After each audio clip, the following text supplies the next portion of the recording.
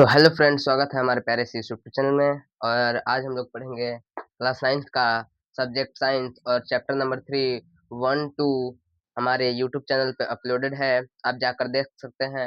और आज क्या है, थर्ड शॉर्ट लेक्चर है। क्या है जी? थर्ड शॉर्ट लेक्चर है। First short lecture, second short lecture uploaded है हमारे यूट्यूब चैनल पे, आप जाकर देख सकते हैं। बहुत बड़ा था ये चैप्टर, पूरा कॉन्सेप्ट क्लियर करते जा रहे हैं, इसी चलते पार्ट बाय पार्ट बनाना पड़ रहा है। तो देखिए, अब क्लास स्टार्ट करते हैं। तो क्या है जी, वहां तक पढ़ चुके थे तत्वों के नामकरण, तत्वों के प्रतीक, यहाँ तक तो कंप्लीट था। अगर वीडियो देखे होंगे पार्ट 2 तो आपको पता होगा कि यहाँ तक पढ़ चुके थे। परमाणु द्रव्यमान, परमाणु द्रव्यमान अगला टॉपिक। क्या है जी अगला टॉपिक? तो परमाणु द्रव्यमान, किसी तत्व के औसत परमाणु द्रव्यमान और कार्बन C12, यहाँ पे क्या है जी? C12 यानी कि कार्बन का परमाणु द्रव्यमान कितना होता है जी? 12।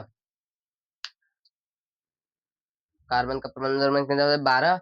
परमाणु के द्रव्यमान 1/12वें भाग का अनुपात होता है। यह विमाहीन संख्या होती है। यह बताता है कि किसी तत्व का परमाणु द्रव्यमान कार्बन C12 के 1/12 से कितना गुना अधिक है। 1/12 से कितना गुना अधिक है, यानी कि कार्बन का परमाणु संख्या 12 और इसके से कितना गुना अधिक है, यानी कि कितना गुना अधिक है, कुछ भी बता नहीं सकते हैं।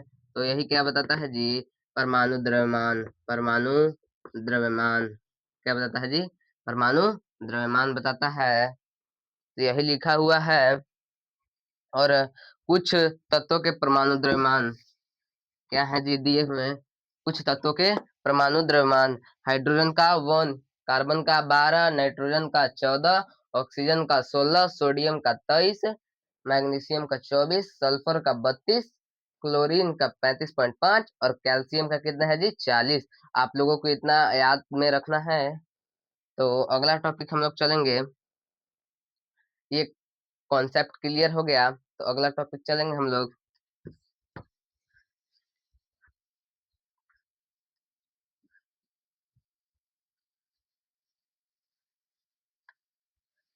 अगला टॉपिक क्या है जी? देख लेते हैं। अगला टॉपिक क्या है जी? देख लेते हैं। अणु क्या है?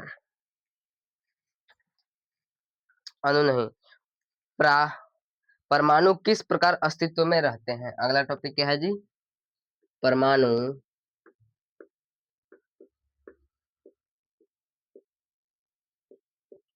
किस प्रकार अस्तित्व में रहते हैं। अस्तित्व में रहते हैं। परमाणु किस प्रकार अस्तित्व में रहते हैं, तो समझिए, परमाणु किस प्रकार अस्तित्व में। अधिकांश तत्वों के परमाणु स्वतंत्र रूप से अस्तित्व में नहीं रह पाते हैं। परमाणु, लिख सकते हैं इसको, अधिकांश तत्वों के परमाणु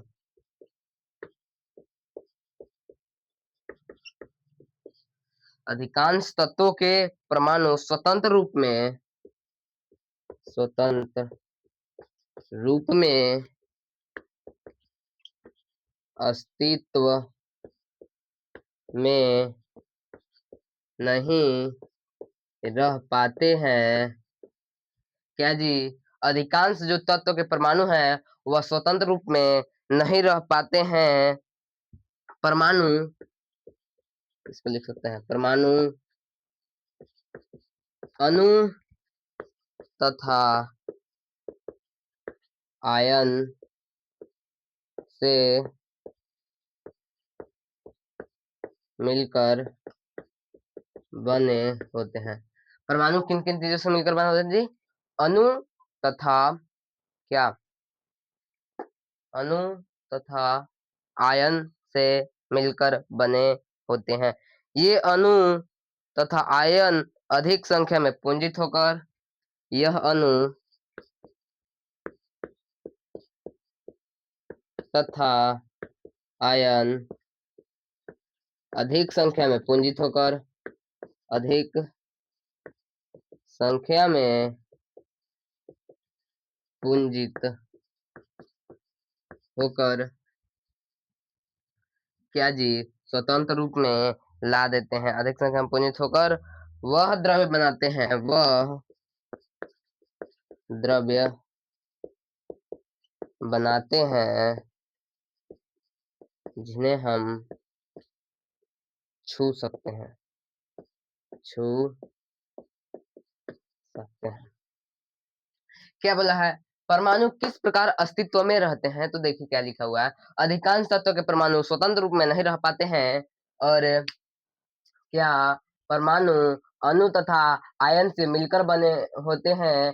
यह अणु तथा आयन अधिक संख्या में जुटकर एक पदार्थ का निर्माण करते हैं जिसे हम छू सकते हैं या महसूस कर सकते हैं, जैसे में मार्कर, बेंच, टेबल, बुक, कुछ भी हो गया, डस्टर, कुछ भी पदार्थ। आप लोग फर्स्ट चैप्टर में पढ़ना था, उसमें कॉन्सेप्ट क्लियर था।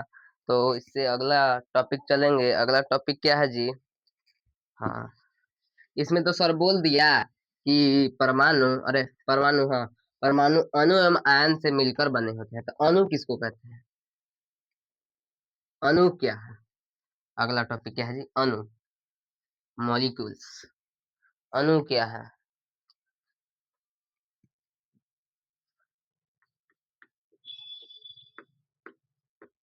अणु क्या है? तो लिखेंगे दो या दो से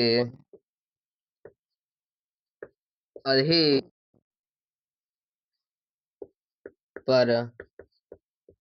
परमाणुओं से मिलकर अणु का निर्माण होता है। एग्जाम्पल के लिए ऑक्सीजन का अणु, क्या जी? ऑक्सीजन का अणु यानी कि O2 लिख सकते हैं। इसमें ऑक्सीजन, क्या लिख सकते हैं जी? इसमें ऑक्सीजन परमाणु संख्या दो परमाणु, इस पर से लिख सकते हैं दो परमाणु से मिलकर बना है। एग्जाम्पल में एक और ले सकते हैं, जल यानी कि H2O। इसमें दो परमाणु हाइड्रोजन के तथा एक परमाणु ऑक्सीजन के मिलकर बना है। परमाणुओं से मिलकर बने होते हैं, जैसे में ऑक्सीजन, तो O2, इसमें ऑक्सीजन के दो परमाणु मिलकर बने ऑक्सीजन के दो परमाणु हैं, तो क्या O2 बन गया? हाँ, बन गया। और H2O, जल को एग्जाम्पल में लेंगे तो H2O यानी कि इसमें हाइड्रोजन का परमाणु कितने जुड़े हुए हैं जी? दो। और ऑक्सीजन का क्या? एक जुड़ा हुआ है। तो क्या यह अणु हो जाएगा? जैसे इसमें अणु कहते हैं, तो अणु देखिए H ये हो गया, H ये हो गया, फिर O ये हो गया। ये सबको अलग अलग लिख देंगे तो इसे ही अणु कहते हैं। ऐसे भी लिख सकते हैं, अणु आपस में मिलकर यौगिक का भी निर्माण करती है। जल क्या है जी? यौगिक है। हाँ सर, यौगिक है जल, आप लोगों को बताए थे। अगला टॉपिक चलेंगे हम लोग, आयन। आयन ही में है का, तो देख लेते हैं।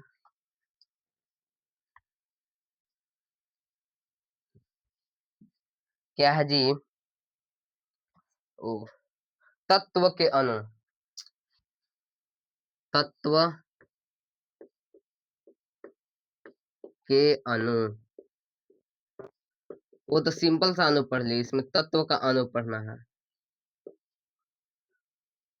तत्व का अणु, इसमें एक ही प्रकार के दो या दो से अधिक परमाणुओं से बने होते हैं। एक ही प्रकार, एक ही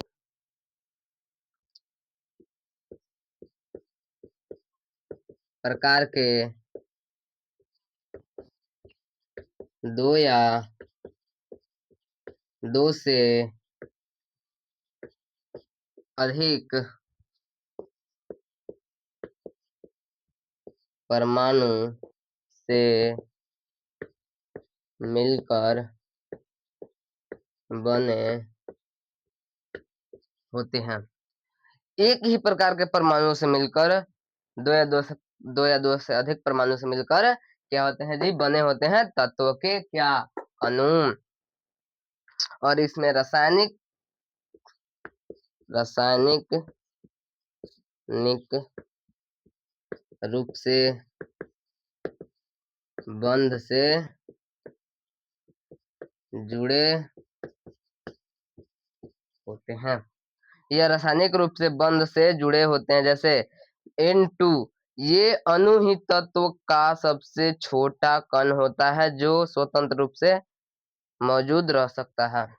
एग्जाम्पल के लिए N2 यानी कि नाइट्रोजन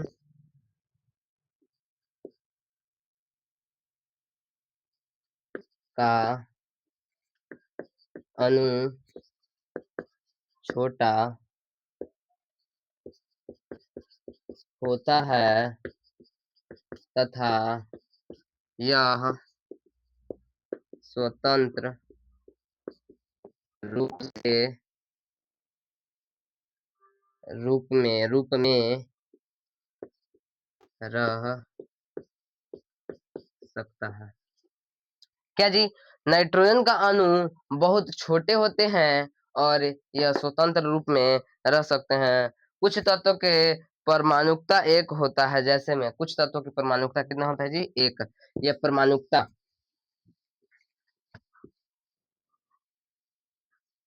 कुछ तत्वों की परमाणुकता एक होती है, यही हेडिंग चल रहा है अभी। कुछ तत्वों के परमाणुकता, नोट में लिख सकते हैं इसको, नोट में कुछ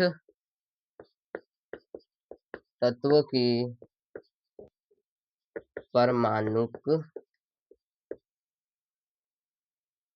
परमाणुकता एक होता है, एक होता है। जैसे में कुछ तत्वों की परमाणुकता एक होता है, जैसे में He, हीलियम और आर्गन।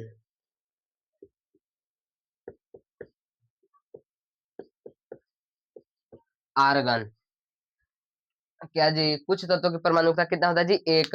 कुछ तत्वों की परमाणुकता द्वि परमाणुकता होता है, मतलब दो होता है।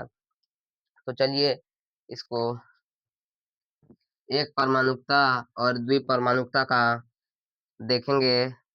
किन किन तत्वों का परमाणुकता एक होता है, किन किन तत्वों का परमाणुकता दो होता है, तो यह मिटा देते हैं और बुक से हम लोग छाप लेंगे क्या, डायग्राम।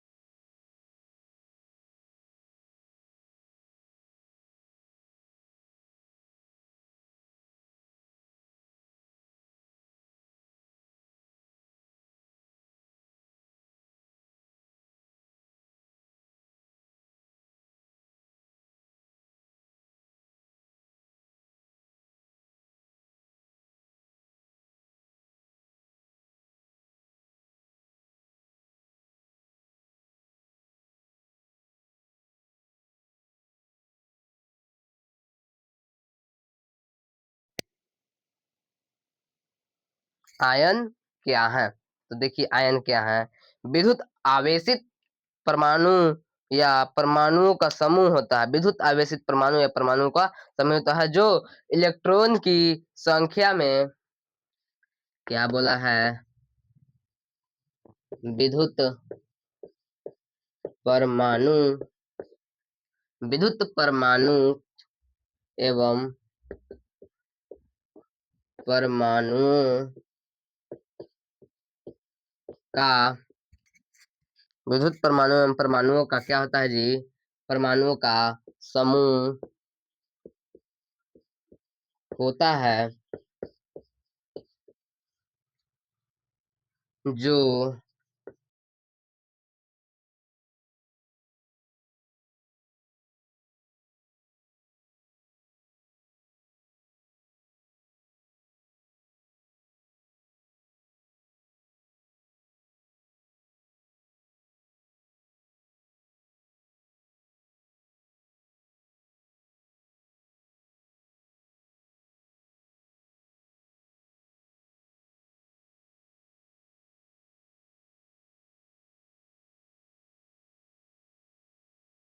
जो कि इलेक्ट्रॉन के संख्या में कमी तथा क्या वृद्धि से उत्पन्न होते हैं।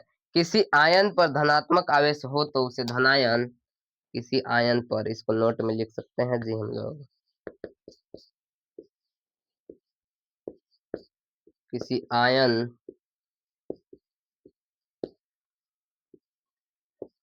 पर धनात्मक आवेश यानी कि प्लस का आवेश, धनात्मक आवेश हो तो उन्हें धनायन यानी कि सन तथा किसी आयन पर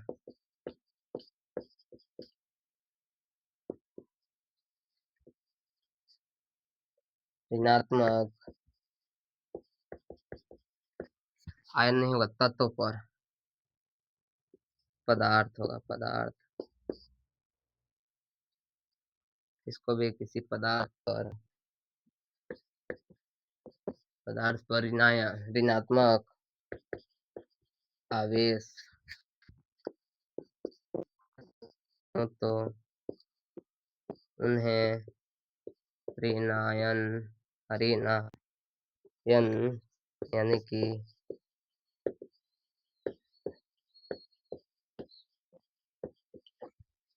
क्या पढ़ना है जी? आयन क्या है? तो आयन विद्युत परमाणु एवं परमाणुओं का समूह होता है जो कि इलेक्ट्रॉन के संख्या में कमी तथा वृद्धि के कारण उत्पन्न होता है। मान लीजिए Na के पास 2 इलेक्ट्रॉन है।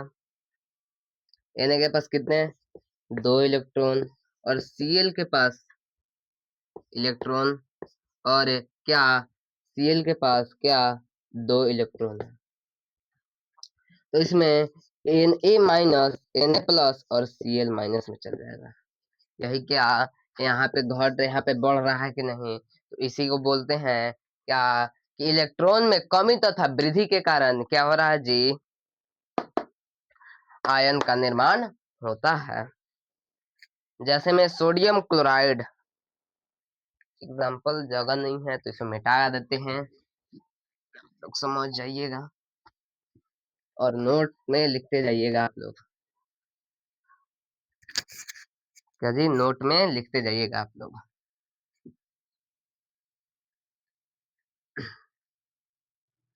नोट में आप लोग लिखते जाइएगा। एग्जाम्पल के लिए ले लेते हैं सोडियम क्लोराइड। एग्जाम्पल के लिए sodium chloride, chloride NaCl, Na पर प्लस चार्ज और Cl पर माइनस चार्ज, यानी कि धनायन ऋणायन।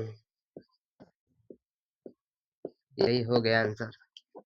क्या जी सोडियम क्लोराइड को लेंगे तो Na पर क्या प्लस होता है और Cl पर माइनस, यहाँ पे 1 नहीं, Cl पर क्या जी माइनस हो जाता है कि नहीं हो जाता है। चलिए अगला क्या देखते हैं जी, डायग्राम देखते हैं। अगला टॉपिक क्या है, रासायनिक सूत्र लिखना। अब देखिए जी रासायनिक सूत्र कैसे लिखेंगे।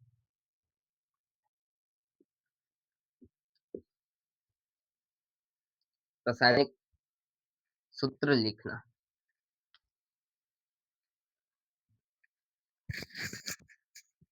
रासायनिक सूत्र लिखना, हेडिंग देंगे रासायनिक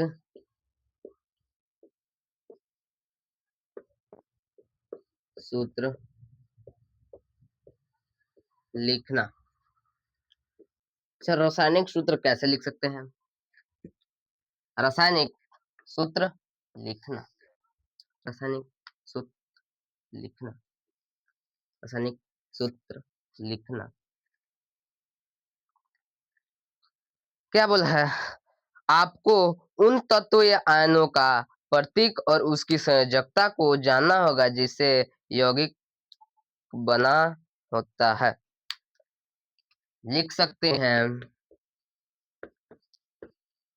आपको उन तत्वों तथा यौगिक का, उन तत्वों तथा यौगिक का क्या जानना पड़ेगा जी, उन तत्वों तथा आयन, आयनों का, आयनों का क्या जानना चाहिए जी हम लोगों को, प्रतीक और उसकी संयोजकता जानना होगा। प्रतीक तथा उसकी संयोजकता जानना होगा।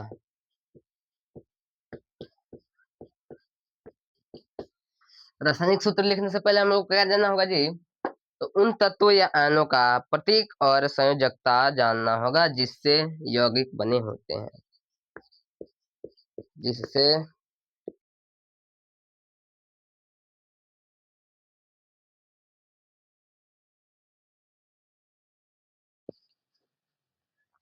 और दूसरा में धातु का प्रतीक हमेशा अधातु से पहले लिखा जाता है, संयोजकता को संतुलित करने के बाद प्रतीक बाद के नीचे की ओर लिखा जाता है और इसको लिखेंगे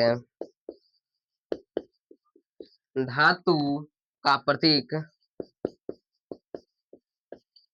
क्या जी धातु का प्रतीक हमेशा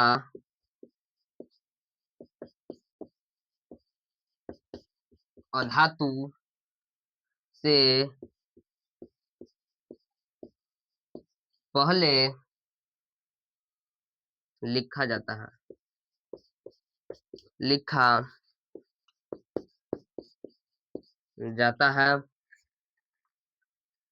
संयोजकता को संतुलित करने के बाद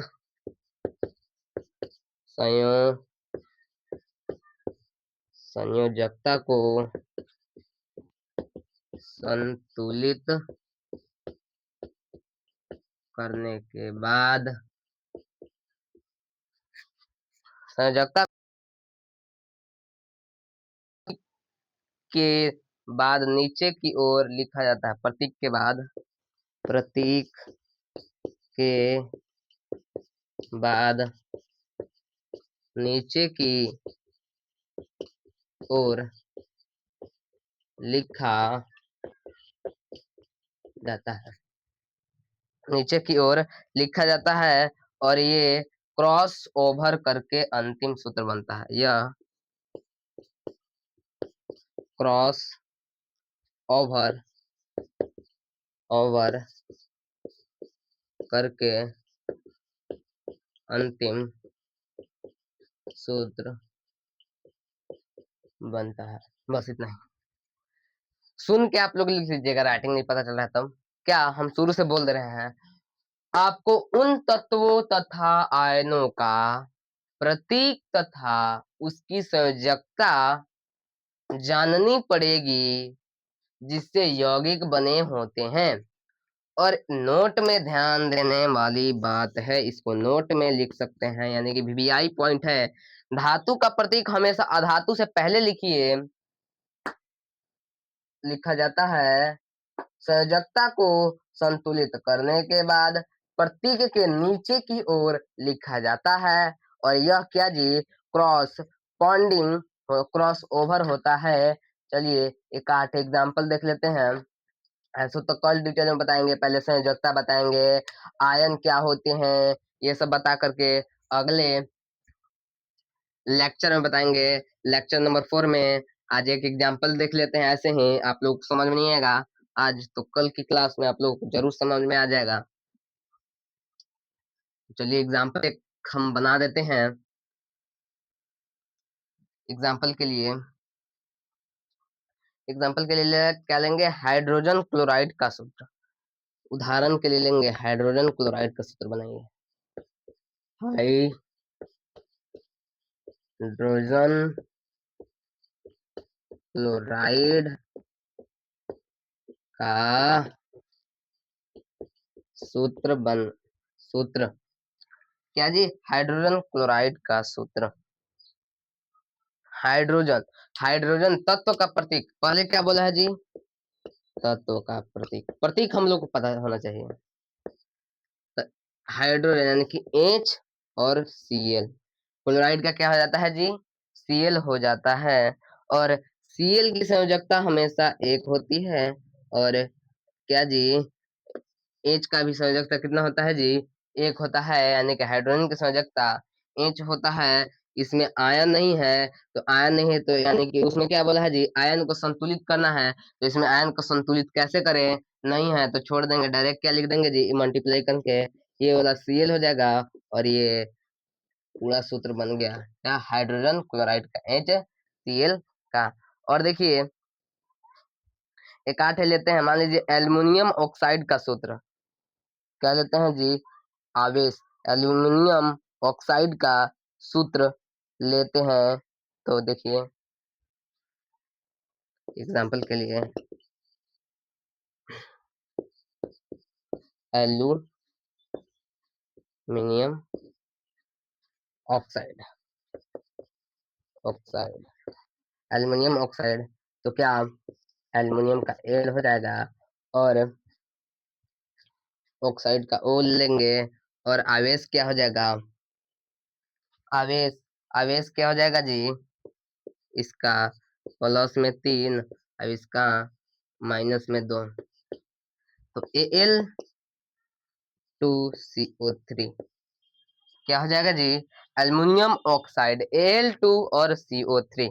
ऐसे करके कल बहुत सारे एग्जाम्पल बताएंगे। चलिए कल के क्लास में हम लोग मिलते हैं। आज का क्लास इतना है, यानी कि लेक्चर 3 शॉर्ट लेक्चर क्या खत्म होता है। कल की क्लास में चैप्टर कवर पूरा कंप्लीटेड हो जाएगा। तो चैनल को सब्सक्राइब कर लीजिए और बेल आइकन को भी दबा लीजिए, ताकि कल हम वीडियो अपलोडेड करें तो सबसे पहले आप लोग के पास पहुंचे। और एक क्या जी, लाइव चलाने में अभी सक्षम नहीं है, क्योंकि अभी उतना मेरा अच्छा सेटअप नहीं है। आप लोग सपोर्ट कीजिएगा तो क्या हमारा सेटअप अच्छे से बन जाएगा, और आप लोग सपोर्ट कीजिए, आप लोग ही के लिए हम वीडियो बनाते हैं। तो चलिए कल की क्लास में मिलते हैं। जय हिंद, जय भारत, थैंक यू।